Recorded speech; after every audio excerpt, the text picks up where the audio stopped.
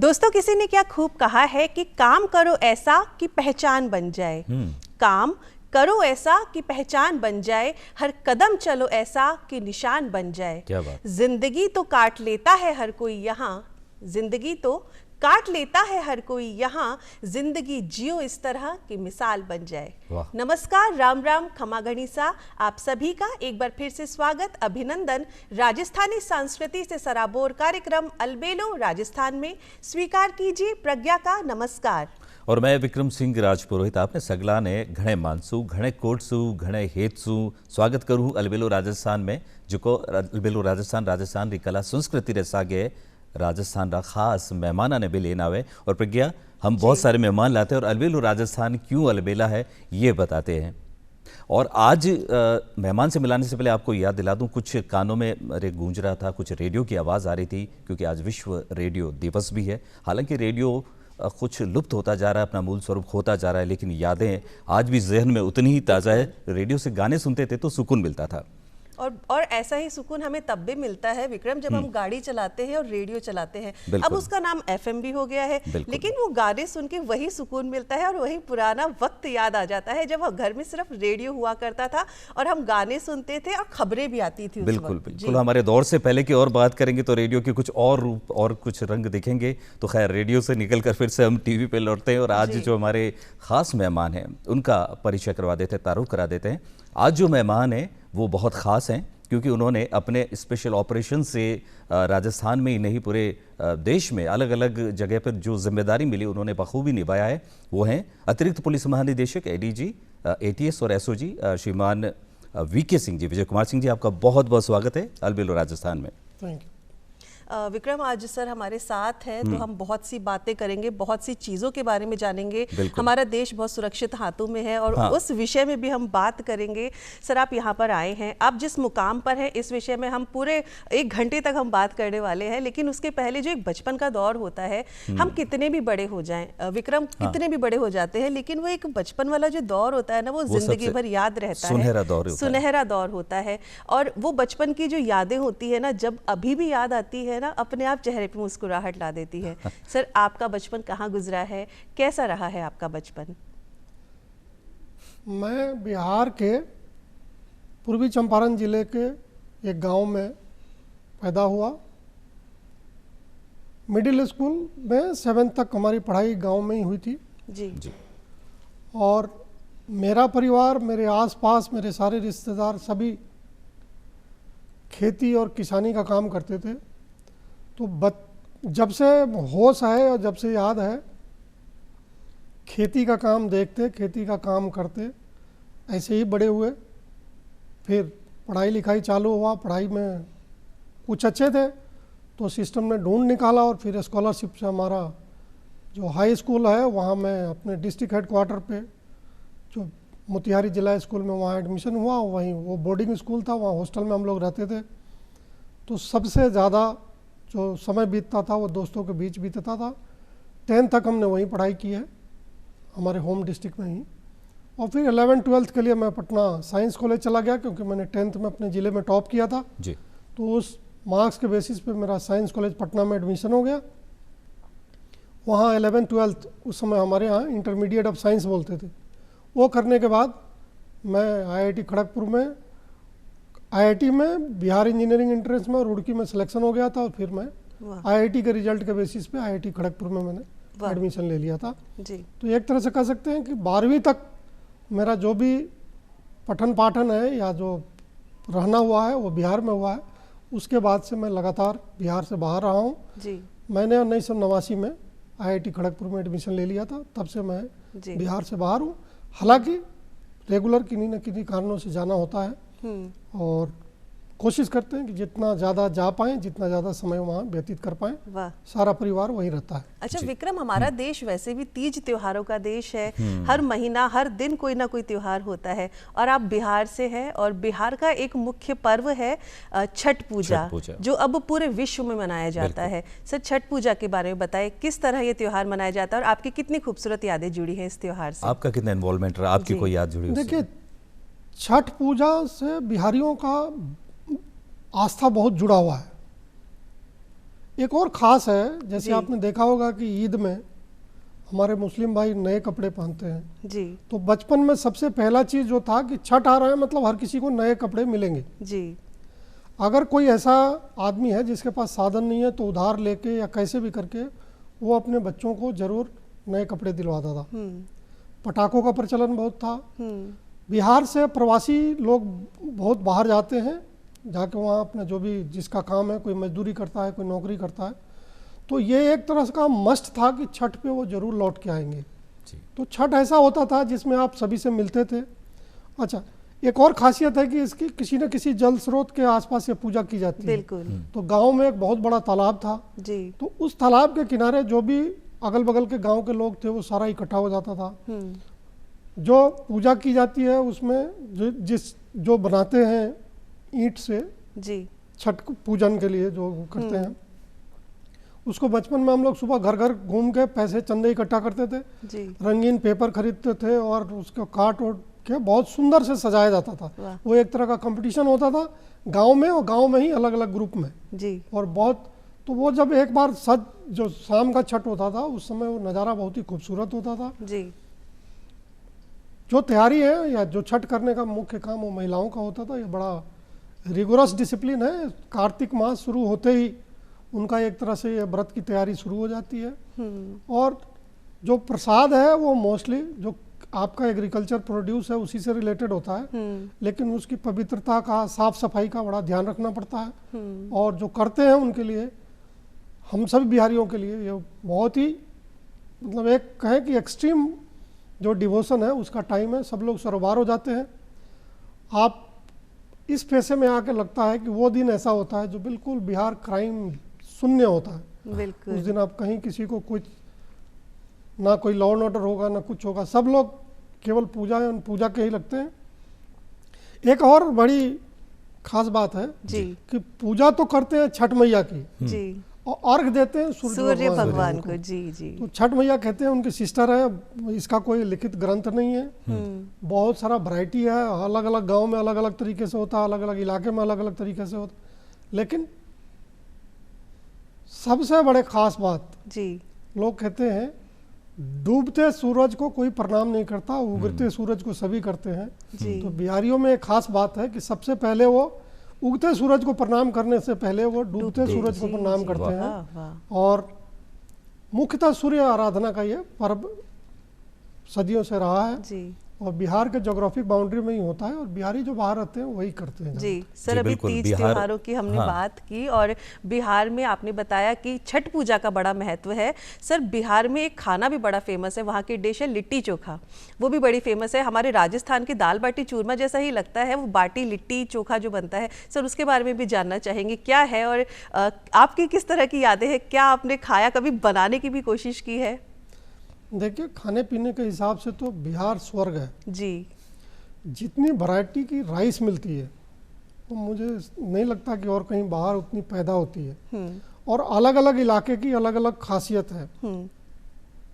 भागलपुर में एक तरह का राइस होता है जी। सासाराम साइड आएंगे तो वो एक बहुत बड़ा राइस बॉल है जो सोन नदी का से जो नहर निकली है उसके कमांड एरिया में बहुत अच्छा राइस होता है जी। इसी तरह जो हमारा इलाका है चंपारण का, उसमें इतना बढ़िया राइस पैदा होता है और इतने तरह तरह का, मतलब आपको मैं बता नहीं सकता। सब्जियां, दालें, खाने के हिसाब से बिहार में जो वैरायटी है वो कहीं नहीं है। जी। लिट्टी चोखा की जो बात की, यदा कदा जरूर होता है, फेमस है, एलिट क्लास में ज़्यादा सर्व होने लगा है, वो हमारी पहचान है। लेकिन आमतौर पे हम गेस्ट को कभी लिट्टी चोखा नहीं खिलाते। अच्छा।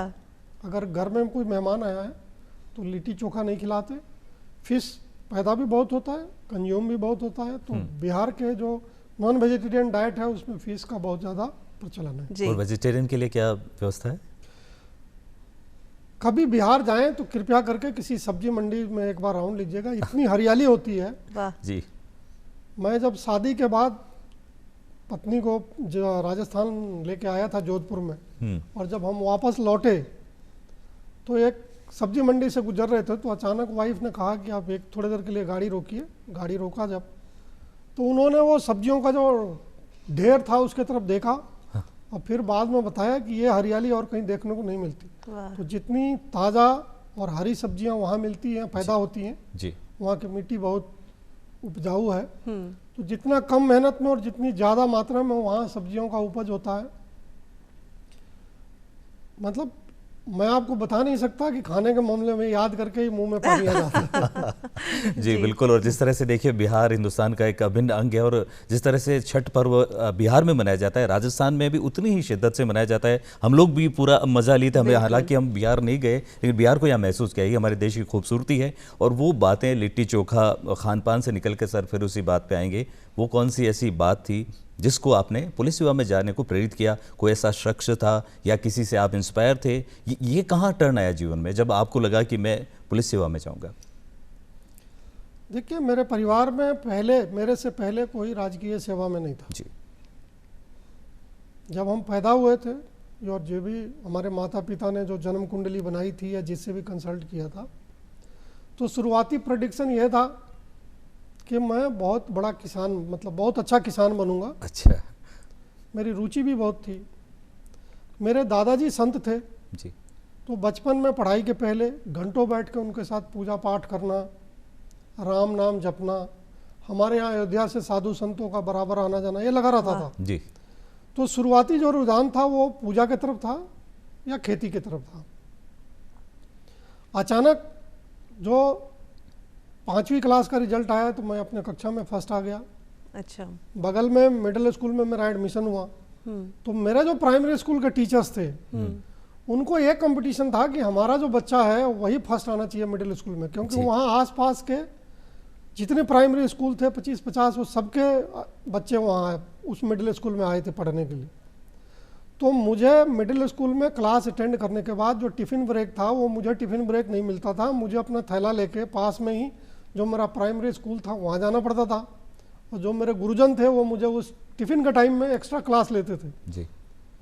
तो फिर मैं जब छठी कक्षा में था तो मिडिल स्कूल में मैं फर्स्ट आया और काफ़ी मार्जिन से फर्स्ट आया। इनफैक्ट जो हाफ ईयरली एग्ज़ाम था उसमें साइंस और मैथ्स का मेरा पेपर छूट गया था। मैं कहीं किसी अपने ग्रैंड मदर के साथ चला गया था कोई आवश्यक काम से, और कोई वेदर ख़राब होने से लौट नहीं पाया टाइम से, तो जिस दिन साइंस और मैथ्स का पेपर था वो मेरा छूट गया था। लेकिन वो पेपर छूटने के बाद भी मेरा मार्क्स पूरे क्लास में सबसे ज़्यादा था। वाह। ग्रामीण प्रतिभा खोज परीक्षा होती थी, तो उस परीक्षा के लिए जब वो नंबर देख रहे थे तो उनका नज़र पड़ा, तो फिर जो टीचर उसके इंचार्ज थे उन्होंने मेरे को बुलाया और पूछ के फिर हेडमास्टर के पास ले गए, और उन्होंने कहा कि बच्चे ने साइंस और मैथ्स का परीक्षा नहीं दिया, इसका मार्क्स भेजना ज़रूरी है। और ये उसके बावजूद भी कक्षा में फर्स्ट आया है। तो हेडमास्टर हमारे बहुत जनरस थे, बहुत एक तरह से गांधीयन विचारधारा के थे, तो उन्होंने मुझे अलाउ किया कि मैं वो परीक्षा दूं। और फिर मैंने वो स्कॉलरशिप की परीक्षा दी, और मैं अपने स्कूल से इकलौता था जिसका वो सिलेक्शन हुआ। वो भी परीक्षा 2 स्टेज में होती थी जी। पहली स्टेज में 8वीं रैंक आई, दूसरी में 6ठी रैंक आई। वो एक ब्लॉक लेवल पे होती थी परीक्षा उस समय। फिर हम सारे लोग जितने भी ज़िले से थे जो इस तरह के हर ब्लॉक से 8-8 लोगों को छांट के उनको स्कूल अलॉट हुआ, उसमें मुझे जिला स्कूल अलॉट हुआ, वहीं हॉस्टल में हम रहने लग गए। तो 7वीं से लेके मिडिल ऑफ 7वीं से, मतलब 3-4 महीना 7वीं की परीक्षा हमारे जो इस मिडिल स्कूल में था उसमें थी। फिर उसके बाद हमारी पढ़ाई जो है वो शिफ्ट हो गई जिला स्कूल में जी। फिर 10वीं तक मैंने वहीं पढ़ाई किया। वहाँ 10वीं की परीक्षा में मैं अगेन फर्स्ट आया, अपने स्कूल में भी फर्स्ट आया और जिला में भी मेरा पहला रैंक था। मैंने एनसीसी ले रखी थी, एनसीसी लेने से थोड़ा ग्रेस मिलता था एडमिशन में, और साइंस कॉलेज पटना में एडमिशन होना बड़ा एक प्रेस्टिजियस बात थी। तो मैं साइंस कॉलेज पटना में उस एनसीसी और अपने मार्क्स के बेसिस पे वहाँ एडमिशन मिल गया। फिर मैंने फिजिक्स मैथ्स से आईएससी किया। हमारी डिग्री जो है आईएससी कहलाती थी, इंटरमीडिएट ऑफ साइंस। उस समय स्कूल में नहीं होती थी, हमारे यहाँ कॉलेज में ही होती थी। अच्छा। और हमारे टीचर बहुत प्रख्यात टीचर थे। आपने देखा होगा आज भी बच्चे जो जेईई की तैयारी करते हैं वो हरीश चंद्र वर्मा की फिजिक्स पढ़ते हैं। जी जी। वो पता नहीं कितनी करोड़ कॉपियां बिक चुकी है। तो हरीश चंद्र वर्मा जी हमारे जनरल फिजिक्स के टीचर होते थे। ऐसे ही बहुत प्रख्यात केमिस्ट्री के टीचर, मैथमेटिक्स के टीचर, जो जिनकी किताबें जेई में धूम मचाती हैं, वो सारे हमारे, जो आज का 11th 12th है वो हमारे टाइम का ISC, वो उसके उन्होंने पढ़ाया हमें। फिर उस पढ़ाई के बेसिस पे हमारा सिलेक्शन हो गया था, लगभग 1300 रैंक आया था जेई में। अच्छा। हमारे टाइम 2000 ही सीटें थी IIT में, उससे ज़्यादा होती नहीं थी। तो 1300 के आसपास रैंक आया था। मैं परीक्षा के सेंटर पे पहुंचने में लेट हो गया था, तो केमिस्ट्री का पेपर मेरा थोड़ा छूट गया था जी। तो 1300 रैंक आया, उसके बेसिस पे खड़गपुर में सिविल इंजीनियरिंग अलॉट हुई और वहीं से मैंने बीटेक किया। बीटेक के बाद मैंने एमटेक किया। मेरी कोई प्री प्लानिंग नहीं थी कि मैं आगे जाकर सिविल सर्विसेज दूंगा या कुछ ऐसा करूंगा। जी जी। जब मैं IIT जेई का फॉर्म भर रहा था तो मुझे ये मालूम नहीं था कि इंजीनियर करता क्या है। अच्छा। ये तो पीयर ग्रुप ने जैसा गाइड किया वैसा किया मैंने जेई IIT का फॉर्म भरा था, बिहार इंजीनियरिंग दिया था, इंडियन स्कूल ऑफ माइंस का दिया था और रुड़की का दिया था। सबका इंट्रेंस उस समय अलग अलग होता था जी। तो एक ISM छोड़ के बाकी तीनों जगह मेरा सिलेक्शन हो गया था और फिर मैंने IIT को प्रश्रय दिया, वही प्रेफरेंस में IIT में जी एडमिशन लिया। 89 से 93 हम लोग वहाँ खड़गपुर में थे। बीटेक करने के दौरान ही मेरी इच्छा हुई कि IIT में प्रोफेसर बनना है। अच्छा। तो मैंने वहीं, और ये भी एक जिद थी कि यहीं पढ़ के बनना है। अच्छा। ऐसा नहीं कि बाहर जाके बनना है। बहुत एक जनरल टेंडेंसी रहती है कि IIT में पढ़ते हैं वो बाहर MS PhD के लिए जाते हैं। अपने मन में इसका कोई तर्क नहीं है, बट मन में था कि यहीं से पढ़ के और हम IIT में प्रोफेसर बनेंगे। तो हमने उसी हिसाब से वहाँ गेट दे के एमटेक में एडमिशन लिया। एमटेक भी किया। एमटेक में मैं अपना सिविल इंजीनियरिंग का टॉपर बना। उस समय जो हमारे IIT खड़गपुर के डायरेक्टर थे, वो उनसे जब मैं मिला था तो उन्होंने कहा आप इन ब्रीडिंग अप्रिशिएटेड नहीं है, तो आप PhD के लिए कम से कम बाहर जाइए। अगर आप PhD करके आएंगे तभी आपको हम लेक्चरशिप पे विचार करेंगे जी। वो हमारे मन में वो ऐसी कोई, मतलब एक तरह से बाहर जाने का एवर्सन था। तो मैंने सबसे पहले जमशेदपुर NIT में पता किया, वहाँ भी वैकेंसी नहीं थी जी। खड़गपुर का पता चल ही गया था। फिर मैंने बिना ज़्यादा सोचे विचारे जो इंडियन इंजीनियरिंग सर्विस है उसका एग्ज़ाम दिया और उसी समय देखने के लिए कि पेपर कैसा आता है, तो सिविल सर्विसेज का भी पहला पेपर हमने दिया था जी। जब रिजल्ट आया तो इंजीनियरिंग सर्विसेज में मैं टॉपर्स में से था जी। तो मुझे Indian railway service of engineer से अलॉट हो गया। मैंने मन से पढ़ाई की थी क्योंकि मुझे टीचर बनना था जी। तो मैं इस हिसाब से पढ़ाई किया था। तो सिविल इंजीनियरिंग में मेरा काफ़ी पकड़ ठीक थी जी। और हमारा जो 1995 में जो एग्ज़ाम हुआ था इंडियन इंजीनियरिंग सर्विस का जी, इसका रिजल्ट आया 96 में। अच्छा। और ये पहला बैच था जो मंडल से अफेक्ट हुआ जी। अच्छा। तो मंडल कमीशन में जो रिजर्वेशन का आया, तो 1 साल रेलवे को लगा ये डिसाइड करने में जो रिजर्वेशन का इशू था उसको। तो हमारा अपॉइंटमेंट लेटर जारी करते करते उन्होंने 1 साल लगा दिया। इस अवधि में और अपॉइंटमेंट के इंतजार में हमने दोबारा PT दिया, मेंस दिया, इंटरव्यू दिया और जैसे ही अपॉइंटमेंट आया वैसे मेरा सिलेक्शन हो गया पुलिस सर्विस में। वाह। तो मैंने इंजीनियरिंग सर्विस छोड़ के पुलिस सर्विस ज्वाइन कर ली। तो मैं ये मानता हूँ कि ये एक तरह का नियति का बिल्कुल विधान रोल है इसमें। मैंने सोच के पुलिस सर्विस या ये सिविल सर्विस नहीं चुना था। परिस्थितियां ऐसी बनी कि मैं सिविल सर्विसेज की तरफ गाइड हुआ। शायद रेलवे अपॉइंटमेंट पहले देता तो मैं रेलवे में इंजीनियर होता। सिविल सर्विसेज मैंने मैथमेटिक्स से और सिविल इंजीनियरिंग ये 2 ऑप्शनल रख के दिया था। उस समय थोड़ा मैथमेटिक्स रिलेटिवली आसान ऑप्शनल होता था, आज के डेट में काफ़ी मुश्किल हो गया। सर, एक लड़का जो IIT खड़गपुर से सिविल इंजीनियर बना, उसके बाद प्रशासनिक सेवाओं में आया और स्पेशली पुलिस सेवाओं में आया। सर, कितना चुनौतीपूर्ण ये सफ़र रहा। और जो बच्चे अब प्रशासनिक सेवाओं के लिए तैयारियां कर रहे हैं, क्योंकि अब प्री का भी एग्ज़ाम आने ही वाला है, IAS प्री के लिए, प्रशासनिक सेवाओं के लिए, तो सर उन बच्चों के लिए क्या संदेश देना चाहेंगे और आपने किस तरह तैयारी की वो भी हम जानना चाहेंगे। मैं जब आईआईटी में था तब मैंने कुछ बहुत अच्छी पुस्तकें पढ़ी थी जी। संजोग से वो राव का कोचिंग बुकलेट जो है उसमें कहीं पीछे लिखा हुआ था, जिसमें हिस्ट्री की, साइंस की, आर्ट एंड कल्चर की, एजुकेशन की, पॉलिटिक्स की, वो अच्छी उम्दा एक 30-40 किताबों का लिस्ट था। तो मैं यदा कदा उनको एक जनरल अवेयरनेस के हिसाब से पढ़ते रहते थे। हमारे खुद जो हॉस्टल थी आईआईटी में, उसकी लाइब्रेरी बहुत रिच थी, और हमारे आईआईटी खड़गपुर का लाइब्रेरी तो बहुत ही, उस समय तो बोलते थे एशिया का सबसे बड़ा टेक्निकल इंस्टीट्यूट की लाइब्रेरी थी वो जी। और पुस्तकों से मुझे बहुत लगाव था, तो मैं ज़्यादा टाइम लाइब्रेरी में ही बैठ के पढ़ता था। और बहुत सारी चीज़ें मैंने एक सिलेबस से हट के समय में कभी कभार देख लिया, उस टाइप का था। वो चीज़ें मैं देखा परीक्षा के दौरान मुझे बहुत काम आई जब मैं परीक्षा दे रहा था। मेरे जैसे बैकग्राउंड के जो लोग आते हैं सिविल सर्विसेज में, उनको कई मामलों में बहुत एडवांटेज रहता है। मैं जो पलट के देखता हूँ, हमारे खोने का कोई ज़्यादा भय नहीं होता। हम जिस बैकग्राउंड से आए हैं, हमें ज़्यादा कुछ खोने का भय नहीं होता। हमने जो अचीव कर लिया है उससे हमें बहुत सेटिस्फेक्शन रहता है।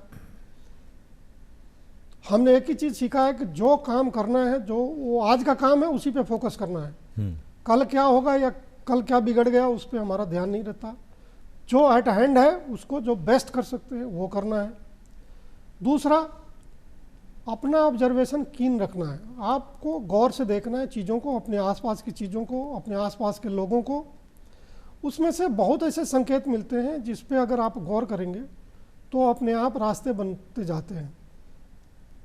जो लोग सिविल सर्विसेज की तैयारी करते हैं उनके लिए मैं एक ही कहना चाहूँगा कि कृपया करके जितना पढ़ाई करते हैं उतना ही महत्व आप अपने नोट्स के रिवीजन का दीजिए, क्योंकि लोग बहुत पढ़ लेते हैं, रिवाइज नहीं करते हैं तो चीज़ें भूल जाते हैं। बिल्कुल।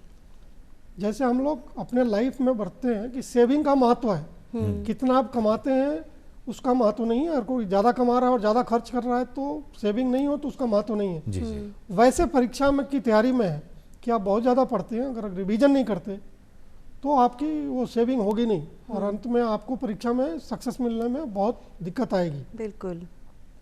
दूसरा, जो आरएएस या सिविल सर्विसेज की तैयारी कर रहे हैं उनका मुझे एक सुझाव है, जो मेरा विगत कई इंटरव्यू बोर्डों में जाने के बाद ऐसा है, उन कैंडिडेट्स स्टैंडर्ड टेक्स्ट बुक जरूर पढ़ें। अच्छा। बहुत अच्छे ऑथर्स की बहुत अच्छी किताबें उपलब्ध हैं, उनकी लाइब्रेरी में उपलब्ध हैं, बाजार में उपलब्ध हैं, ऑनलाइन उपलब्ध हैं। तो अच्छी पुस्तकें उनको ज़रूर पढ़नी चाहिए। अच्छी पुस्तकें पढ़ने से सोचने का, देखने का, लाइफ में चीज़ों को अपनाने का नज़रिया एक बिल्कुल ही भिन्न होता है। और अच्छे ऑथर्स आपको ज़िंदगी में एक टॉर्च बीरर की होते हैं। जो भी आपने पढ़ा या सीखा है वो लाइफ लॉन्ग आपके साथ रहता है। आज के डेट में, हम जब स्टूडेंट थे तब नहीं था, लेकिन आज के डेट में ऑनलाइन एजुकेशन की इतनी बढ़िया सुविधा है कि कोई भी बच्चा रिमोट से रिमोट कॉर्नर पे बैठ के MIT के प्रोफेसर, जो दुनिया का सबसे बेस्ट यूनिवर्सिटीज़ में है, MIT के प्रोफेसर की वो सारी क्लासेस अटेंड कर सकता है, वो सारी चीज़ें देख सकता है, जो अगर उसके पास इंफॉर्मेशन टेक्नोलॉजी की सुविधा और जो इक्विपमेंट जरूरी हैं अगर वो उपलब्ध हों, जो बहुत सस्ते हो गए हैं आजकल। तो मेरा मानना है कि ऑनलाइन भी जो रिसोर्सेज उपलब्ध है, जो स्टैंडर्ड मटेरियल है, उसको लोगों को अध्ययन करना चाहिए। लेकिन अनफॉर्चुनेटली लोग ज़्यादातर यूट्यूब पे जो कोचिंग के टीचर्स हैं या जो कोचिंग का मटेरियल है उस पर ज़्यादा फोकस करते हैं। मेरा मानना है कि उसकी बजाय standard text book, Rajasthan government की जो टेक्स्ट बुक है या NCERT की जो टेक्स्ट बुक है, वो ज़्यादा उचित मटेरियल है, वो ज़्यादा स्टैंडर्ड मटेरियल है, उसके आंसर ज़्यादा मॉडल्स हैं।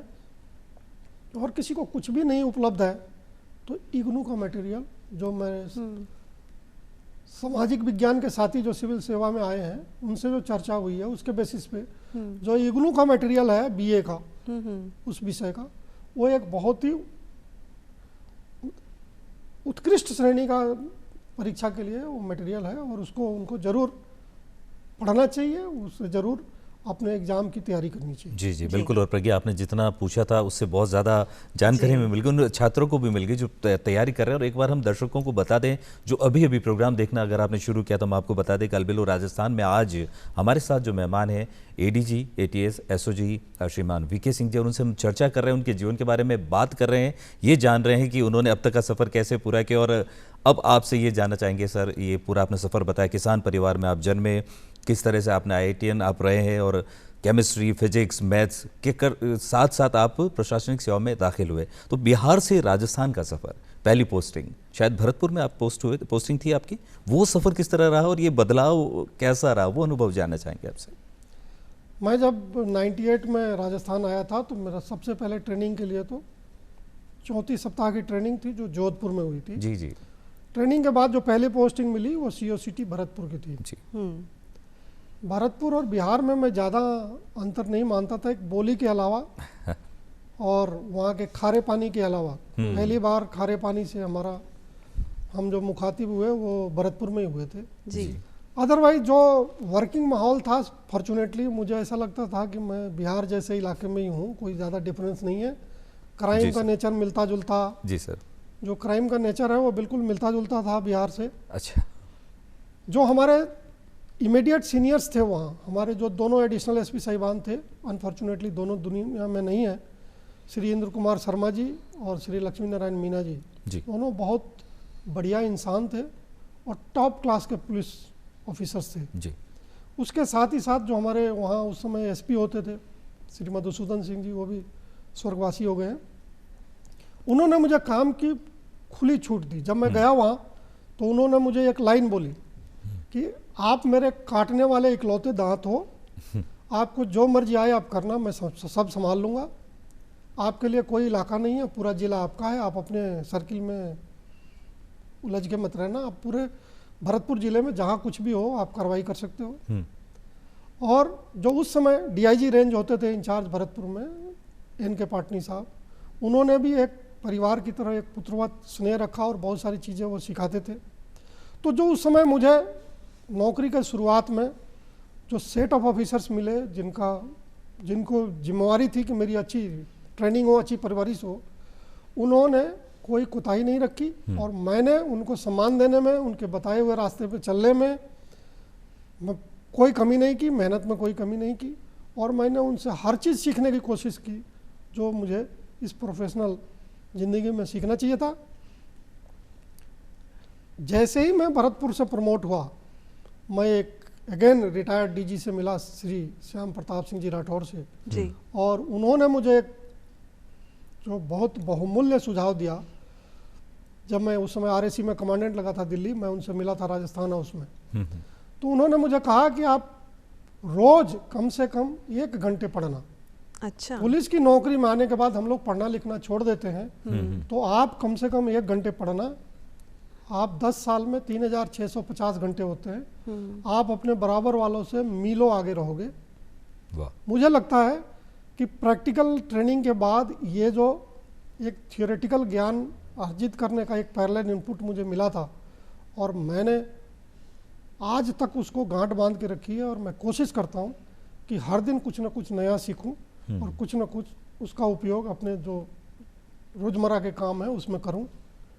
वो जो शुरुआती नींव है वो मुझे बहुत अच्छे लोगों के साथ और अच्छी तरह से मिला और उसी का परिणाम है कि मैं जो भी काम करता हूँ मैं उनके सिखाए हुए रास्तों को ध्यान में रख के करता हूँ। उन्होंने जो मूल्य सिखाए, उन्होंने जो हमें एक पब्लिक के प्रति संवेदनशीलता सिखाई और बचपन में जो हमने माहौल देखा था, ओबियसली कितने भी बड़े हो जाओ, जैसा आपने कहा था कि मैं अगर बचपन में जो देख के आया हूँ वो चीज़ मुझे ज़रूर गाइड करते हो। मैं कोशिश करता हूँ कि कोई भी गांव से दूर से अगर कोई परेशान होकर आया है, चाहे वो मेरे से रिलेटेड उसका काम हो या नहीं हो, उसके लिए अगर मैं कुछ कर सकता हूँ तो ज़रूर करूँ। और जो पब्लिक सर्वेंट का जो ओहदा है वो बहुत बड़ा है, हम लोग इसको सीमित कर लेते हैं। स्काई इज़ द लिमिट और काम करना चाहें, किसी भी फील्ड में करना चाहें, एजुकेशन, मैं पुलिस वाला हूँ लेकिन एजुकेशन के फील्ड में करना चाहूँ या कल्चर के फील्ड में करना चाहूँ या किसी भी फील्ड में करना चाहूँ, स्काई इज़ द लिमिट। मैं अपनी पुलिस की नौकरी के साथ साथ कर सकते हैं और मैं बहुत लोगों को जानता भी हूँ, बहुत लोगों को प्रेरित भी करता हूँ, बहुत लोगों को उत्साहित भी करता हूँ, सपोर्ट भी करता हूँ, जो अपने तरीके से समाज में बेहतर करने के लिए कुछ प्रयास कर रहे हैं। जी, और ये बहुत अच्छी बात आपने कही सर, और ये हमारे लिए भी प्रेरणा है कि रोज़ 1 घंटे पढ़ें। अगर 1 घंटे भी नहीं पढ़ सकते तो कुछ वक्त ज़रूर निकालें, क्योंकि जो पुस्तकें होती हैं वो हमारी सबसे अच्छी दोस्त होती हैं। रोज़ हमें कुछ ना कुछ सीखने को मिलता है। सर, आपने अपनी पोस्टिंग्स का बताया, उसके बाद भी आप लगातार कहीं ना कहीं पोस्टेड रहे और वहाँ कुछ ना कुछ नवाचार आपने किए। वर्तमान में आप SOG में हैं और ATS में हैं। सर, ये जानना चाहेंगे SOG और ATS होता क्या है, क्या इनकी कार्य प्रणाली होती है, क्या इनके महत्वपूर्ण काम होते हैं, विस्तार से। पहले SOG। जो अपने राज्य में संगठित अपराध हैं उनके खिलाफ कार्रवाई करने के लिए एक स्पेशल विंग है जिसका नाम है SOG। जी, SOG यानी स्पेशल ऑपरेशंस ग्रुप। तो हम लोग जो संगठित अपराध है, संगठित अपराध बोलते हैं ऐसा अपराध जो लोग जीवन यापन के लिए करते हैं। एक ऑर्गेनाइजेशन होता है ये अपराध करने वाला, जिसमें बहुत सारे लोग होते हैं, तरह तरह के, वो उनका अपना रोल डिफाइन होता है उनके ऑर्गेनाइजेशन में। वो बहुत पेशेवर लोग हैं, सक्षम लोग हैं और बहुत एक तरह से सारे चीज़ों को समझ के वो अपराध करते हैं। जैसे कोई बिजनेसमैन बिजनेस करता है वैसे वो अपराध को बिजनेस के रूप में करते हैं। जी जी। तो उनसे लड़ाई लड़ने के लिए एक खास तौर से दक्षता की ज़रूरत है। उनके खिलाफ जानकारी इकट्ठा करने के लिए, उनके खिलाफ इन्वेस्टिगेट करने के लिए, उनके खिलाफ कोर्टों में पैरवी करने के लिए आपको एक विशेष तरह का आपको अनुभव होना चाहिए, विशेष तरह की आपकी कमिटमेंट होनी चाहिए। तो ऐसे कमिटेड लोगों का एक अलग से टीम बना के उन्होंने, जो राज्य सरकार ने SOG उसका नाम दिया हुआ है। इसी के साथ जो राजस्थान टेररिस्ट रिलेटेड गतिविधियों से प्रभावित हुआ था, 2008 में बम ब्लास्ट हुआ था, उसके बाद ATS का गठन हुआ। ATS में 2 तरह के मोटा मोटी मैं आपको काम समझाऊं तो जी। पहला काम तो यह है कि अगर कोई आतंकवादी घटना हो जाए तो उससे पुलिस कैसे निपटे या निपटने के लिए क्या तैयारी है, उसकी एक फाइटर विंग है हमारी, उसको बोलते हैं ERT, इमरजेंसी रेस्पॉन्स टीम। जी। उसकी कई टीमें हैं, अलग अलग जगहों पे हैं, जयपुर में भी है, जोधपुर में है, कोटा, उदयपुर, भरतपुर, बीकानेर, सब जगह पे हमारी ERT तैनात है, जो सूचना पे तुरंत मौके पे पहुंच के किसी भी हालात से निपटने में दक्ष हैं, ट्रेंड है, रिट्रेंड है, बार बार वो अभ्यास करते रहते हैं। एक तरह से जो NSG है उसकी एक स्टेट का वो फाइटिंग फोर्स है। जी।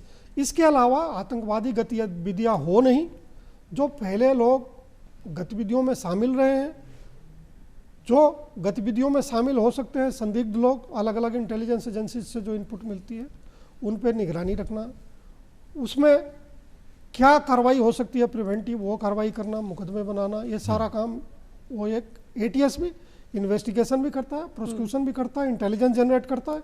इंटेलिजेंस कहीं से जनरेट होकर आया तो उस पर एक्ट करता है, और साथ में अगर कोई ऐसी इमरजेंसी आ जाए तो उसके लड़ने का भी काम कर सकता है।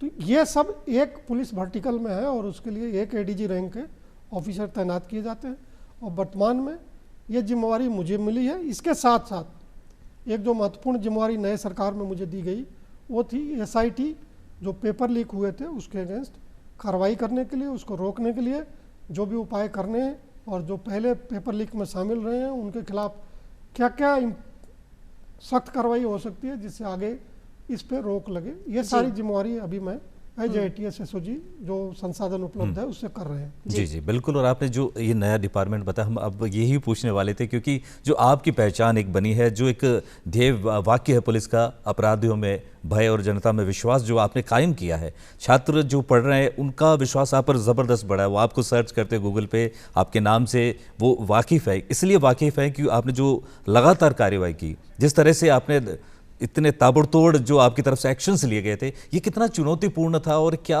आपको लगता है कि जो आपने किया वो वाकई में एक बहुत अलग तरह की मिसाल है?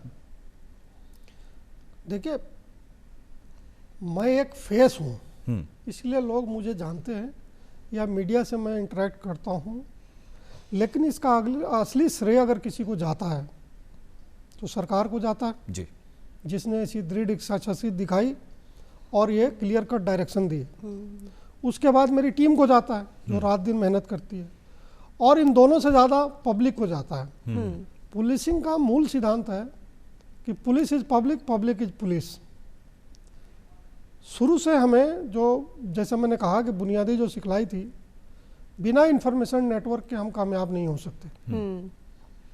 तो जब हम शुरुआत किए थे इस एसआईटी में, तो हमने सबसे पहले एक हेल्पलाइन नंबर जारी किया जी।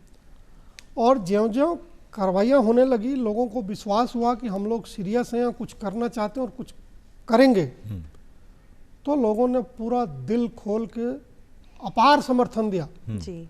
कोने कोने से लोगों ने हमारे पास ऐसी ऐसी सूचनाएं पहुंचाई जो हम पहले, हमारे पुलिस विभाग में पहले लोग सोच नहीं सकते। तो असली जो श्रेय है वो पब्लिक को जाता है, जिन्होंने ये सूचना हम तक पहुंचाने में मदद की। उस सूचना पे आगे कार्रवाई करना वो हमारी प्रोफेशनल ट्रेनिंग का पार्ट है, प्रोफेशनल दक्षता है। अलग अलग टीम में अलग अलग रोल, जैसे रामलीला में कोई राम का रोल करता है, कोई रावण का करता है, कोई विभीषण का करता है जी। वैसे मैं एक मुखौटा हूँ इस एसआईटी का। जी। बाकी पीछे लंबी चौड़ी टीम है जो मेरे से ज़्यादा मेहनत करते हैं, रात दिन लगे रहते हैं। मेरा यह काम है कि मैं उनको डायरेक्शन दूं, मैं उनको लीड करूं, उनकी जो कठिनाइयां हैं उसको दूर करूं, उनको गाइड करूं। कहीं कोई संसाधन की कमी है, कहीं से कोई इन्फॉर्मेशन लाना होता है, वो सब होता है। एक और चीज़ है, 25-26 साल हो गया इस राजस्थान में काम करते हुए। अलग अलग इलाकों में काम करने से लोग जानते हैं, उनको एक विश्वास है कि ये आदमी के पास अगर कोई सूचना देंगे तो हमारी आइडेंटिटी डिस्क्लोज नहीं होगी। दूसरा, उनकी सूचना का मिसयूज नहीं होगा, कार्रवाई भी होगी, मिसयूज भी नहीं होगा। और तीसरा कि उनकी आइडेंटिटी डिस्क्लोज नहीं होगी। तो इसमें लोग बहुत बढ़ चढ़ के सूचनाएं देते हैं। 3000 से ऊपर सूचनाएं पहले आ चुकी हैं, अभी भी लगातार डेली अगर मैं कभी भी डाक खोलता हूँ, 2-4 पत्र, 2-4 SMS डेली आते हैं किसी न किसी परीक्षा में, किसी न किसी गड़बड़ी के। और जब तक मैं ये जिम्मेवारी नहीं देख रहा था, जब तक मेरे पास ये शिकायतें नहीं आई थी, उनका जांच नहीं हुआ था, मुझे नहीं लगा था कि राजस्थान में धीरे धीरे परीक्षा के सिस्टम में इतना गुण लग गया था। फॉर्चुनेटली सरकार की दोनों एजेंसियां जो RPSC और कर्मचारी चयन बोर्ड है, इन्होंने लगातार कोशिश करके बहुत सुधार किया है। और हम लोग भी उसमें जो हमें सुझाव देना था हमने सुझाव दिया और उन्होंने एक्शन किया है। वो खुद भी रात दिन बहुत सजग रह मेहनत करके तरह तरह के उन्होंने ऐसे सिस्टम में सुधार किए हैं, जिसके कारण जो लगभग 160-70 परीक्षाएं हो चुकी हैं अभी पिछले जब से नई सरकार आई है। और सभी परीक्षाएं बिल्कुल एरर फ्री हुई हैं, ऐसा मेरा मानना है। और ऐसा नहीं है कि मैं कोई हल्के में बोल रहा हूँ, पूरी जिम्मेवारी के साथ जो मैंने देखा है मैं कह रहा हूँ कि सरकार बहुत सीरियस है। कई परीक्षाएं तो ऐसी होती हैं जिसकी मॉनिटरिंग खुद माननीय मुख्यमंत्री जी के लेवल पे भी हुई हैं। अभी RAS की परीक्षा हुई थी, उसमें SP कलेक्टर्स की मीटिंग माननीय मुख्यमंत्री जी ने खुद लिया था। अच्छा। तो सरकार इस बात से बहुत सजग है कि जो युवा हैं, जो मेहनत कर रहे हैं, जो सरकारी नौकरियों की इच्छा रखते हैं, उनको एक फेयर कंपटीशन का मौका दिया जाए और जो उसमें मेधावी हो, जिसका परफॉर्मेंस अच्छा हो, एक सिस्टम में वो सिलेक्ट हो। तो बहुत संतोषजनक है जो एक कुंठा हो गई थी पढ़ने लिखने वाले युवाओं में। मैं 2 इम्पॉर्टेंट चीज़ें हैं जो मैं आपके दर्शकों को बताना चाहूँगा। जी, जी, जी। बड़ा भावुक कर देने वाला क्षण होता है सब। एक बहुत होशियार लड़का सब इंस्पेक्टर में सिलेक्ट हुआ जी। हमारे पास सूचना थी और उसने भी एक साइन तो नहीं किया है उसने, लेकिन वो टॉप 10 रैंक में है। उसने लिखित भेजा कि उसके साथ क्या हुआ, उसकी क्या मनोदशा थी जब वो पेपर पढ़ा उसने और पेपर दिया। वो बार बार परीक्षा दे रहा था, बॉर्डर लाइन रह जाता था। जब वो परीक्षा देने गया तो गैंग के किसी का फ़ोन आया सुबह में परीक्षा के दिन पहले कि ऐसे ऐसे पेपर आ रहा है। उसका कहना है कि वो बहुत पेशो पेश में पड़ गया कि वो क्या करे। अच्छा। पेपर पढ़े या नहीं पढ़े। उसका परीक्षा 14 या 15 वाला पेपर था, उसका 14 वाला पेपर था। 13 तारीख को कुछ परीक्षा संबंधी गड़बड़ियों की सूचना पेपर लीक की प्रकाशित हुई थी दैनिक भास्कर में। अच्छा। आजकल जो ऐप है उस पर बहुत ज़्यादा सर्कुलेट हो जाती हैं चीज़ें। जी। तो उसका कहना था कि उसको रात में पता चल गया था कि बीकानेर से पेपर आउट हो चुका है। अच्छा। तो बहुत चिंता में पड़ गया कि भाई वो कितना आउट हुआ है, क्या हुआ है मालूम नहीं। हर बार मैं रह जाता हूँ, उम्र निकल रही है। तो उसने अनमने मन से हाँ कर दी। तो जो भी पेपर और आंसर की उसको शेयर हुआ, उसमें उन्होंने, उसका कहना है कि उसको 3-4 सवालों की मदद मिली। मतलब बाकी सवाल उसको खुद आते थे, 3-4 सवालों की मदद उससे मिली। जब सेकंड पेपर होने वाला था तो वो बोला कि जब फोन आया तो उन्होंने पैसे मांगे, गैंग के लोगों ने जिन्होंने पेपर दिया था। अच्छा। कि पैसे लगेंगे, तो वो मना कर दिया कि जितने पैसे वो मांग रहे हैं उतने पैसे वो नहीं दे सकता। तो फिर गैंग के लोगों ने कहा कि ये तो बाद में, नौकरी लगने के बाद में दे देना, करके उन्होंने पेपर उसको भेजा। उसका कहना है कि जो सेकंड पेपर था जीके का, उसमें उसको लगभग 10 क्वेश्चन का फायदा हुआ। इस प्रकार वो लगभग 13-14 क्वेश्चन का ये पेपर लीक से फायदा लिया उसने। उसने भावुक होते हुए लिखा है कि जब वो गांव गया परीक्षा देके, तो उसको पूरे जालौर जिले का वो रहने वाला है, तो वो उसको गांव वालों को पता था कि ये पेपर पढ़ा है। तो बोला मैं चूँकि पढ़ने में होशियार होगा कि मुझे बहुत आत्मग्लानि हुई और मैं उस दिन से गलने लगा। अच्छा। मतलब खुद ही अपने नज़र में गिर गया और मैं गलने लगा। परीक्षा में रिजल्ट आने के बाद समाज ने जगह जगह लोगों को पुरस्कृत करने का कार्यक्रम रखा। बोला मैं किसी कार्यक्रम में नहीं गया और तब से मैं लगातार एक तरह से सदमे में हूँ। दूसरा, एक लेडी का एक्यूज है, उसने कुछ लोगों के बदले वो दिया था, डमी परीक्षा दिया था। अच्छा। तो जब हमने पकड़ा, उसके खिलाफ 3-4 केस बना दिया, तो जेल जाने के पहले वो जो जांच अधिकारी है उनको कहना, उसको बोला कि मुझे साहब से मिलना है। तो मेरे पास आई, उसने 2 बातें कही जो बड़ा मर्मस्पर्शी है। जो यहाँ राज्य सरकार की तरफ से गार्गी पुरस्कार मिलता है, उसको गार्गी पुरस्कार मिला हुआ है। तो मैंने उसको बोला कि भाई तुम्हें भगवान ने इतनी अच्छी बुद्धि दी, उसका क्या कर लिया, कुछ अच्छा काम करते। तो उसने मुझे एक जो बात कही, उसने कहा कि आपने मेरा सबसे ज़्यादा नुकसान किया है, क्योंकि मैंने उसके खिलाफ केस बनाए थे। लेकिन मैं बहुत खुश हूँ कि अब एक ऐसा माहौल बन गया है कि पढ़ने लिखने वाले को, बच्चे के मन में विश्वास हो गया है कि अब पढ़ेगा लिखेगा तो नौकरी लग जाएगी। बिल्कुल। पहले ऐसा माहौल हो गया था राजस्थान में, खास तौर से जालौर के आसपास के इलाकों में, जालौर, बाड़मेर, जोधपुर में एक ऐसा माहौल बन गया था कि कितना भी पढ़ लो, नौकरी तो गैंग वालों की कृपा से ही लगेगी। जी जी। तो उसके मन में एक था कि भाई वो, उसका नुकसान भले हुआ है, लेकिन ये जो कार्रवाइयाँ हो रही हैं इससे एक माहौल बना है कि जो हताश और निराश मेधावी छात्र हैं उनके मन में एक विश्वास जगा है और वो फिर से वापस पढ़ने लग गए हैं। उसने यही कहा कि बच्चे वापस पढ़ने लग गए हैं। जी। दूसरा, उसने एक रिक्वेस्ट किया कि मुझे RAS प्री का परीक्षा देने की परमिशन मिलनी चाहिए। तो मैंने कहा कि भाई तुम परीक्षा दे के क्या करोगे, भाई तुम्हारा तो इतना, तुम्हारे खिलाफ केस है, तुम्हारी नौकरी तो लगेगी नहीं। उसने कहा मुझे नौकरी नहीं करनी, मुझे इनको करके बताना है कि अगर तुम जब सिस्टम भ्रष्ट नहीं किए थे तो मैं सिलेक्ट हो गई। बिल्कुल। मतलब पहले गैंग के कारण वो सिलेक्ट नहीं हुई, अब गैंग जब न्यूट्रलाइज हो गया है तो वो परीक्षा में पास हो सकती है, वो सक्सेस हो सकती है, उसको ये पॉइंट प्रूव करना है। तो इस तरह का जब फीडबैक मिलता है तो वो एक टीम के लिए, हम लोगों के लिए बहुत डबल एनर्जी देने वाला होता है, जो आपकी कितनी भी थकान हो वो दूर कर देता है।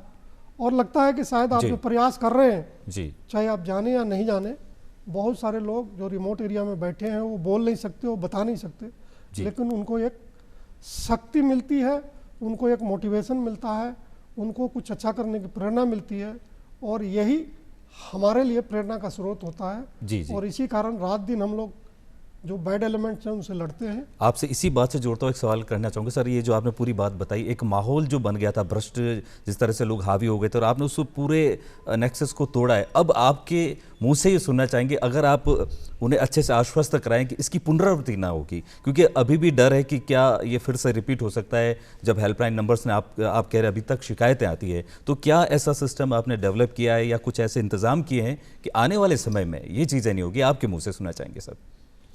देखिए, मेरा जो सबसे महत्वपूर्ण काम है वो है कि जो आगामी परीक्षा है जी, वो परीक्षा बिल्कुल शुद्धता के साथ हो।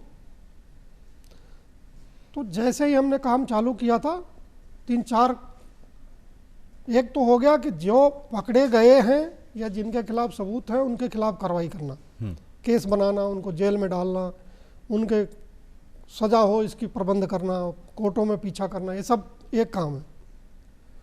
दूसरा, जो लोग बरसों से सरकारी कर्मचारी होते हुए भी इन पेपर लैग गैंग का साथ दिया है, ये गैंग कभी सक्सेसफुल नहीं हो सकती जब तक सरकारी सिस्टम का कोई बंदा उनके साथ नहीं लगे जी।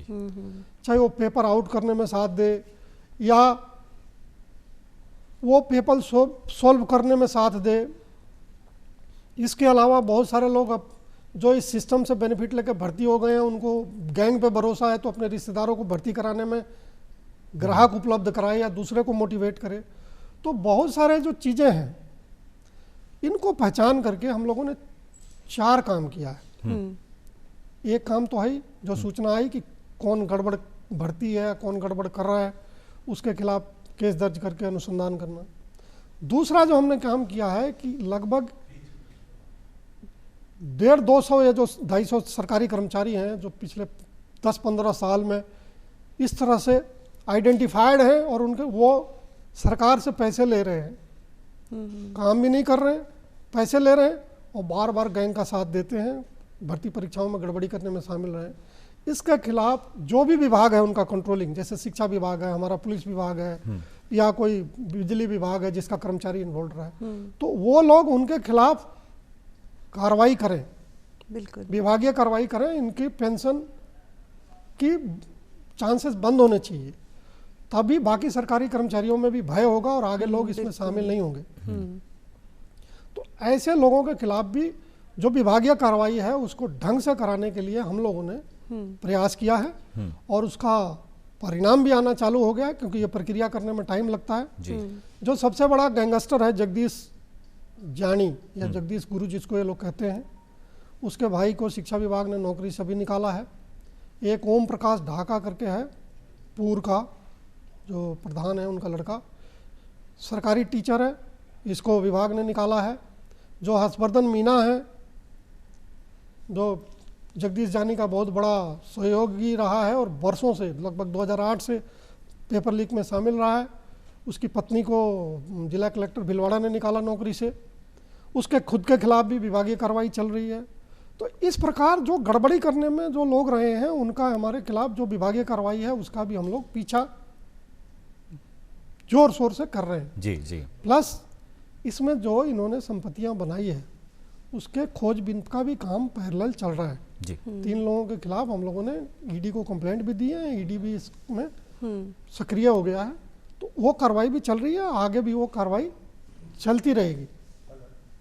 बिल्कुल। इसके साथ साथ जो केसेस हैं पुराने उनको वापस ढंग से प्रोसिक्यूट हो, वो उसमें उनको सजा हो, सजा के चांसेस बढ़ जाएं, क्योंकि ये लोग क्या करते हैं सिस्टम को मैनिपुलेट करके और सजा से बचने का प्रयास करते हैं। वो भी प्रयास चल रहा है।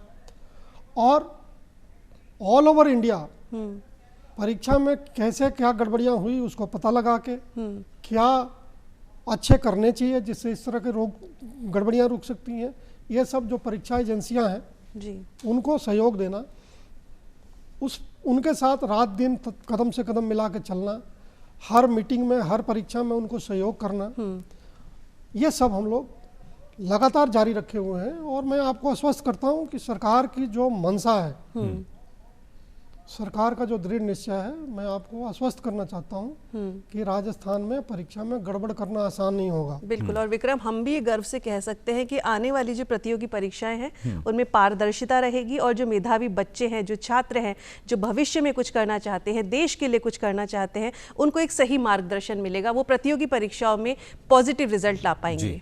जी बिल्कुल। और अपराधियों में जो भय है वो व्याप्त रहेगा और आमजन में जो विश्वास है वो कायम होगा आपके आश्वासन के बाद। क्योंकि अब समय हो चला, आपसे बातें तो बहुत सारी करनी थी लेकिन इस समय की एक सीमा है। तो आज की मुलाकात को यही विराम देते हैं, क्यों प्रज्ञा? बिल्कुल। और अगले एपिसोड में फिर से एक नए मेहमान के साथ मिलेंगे। तो फिलहाल हमें दीजिए इजाजत। नमस्कार। नमस्कार। नमस्कार।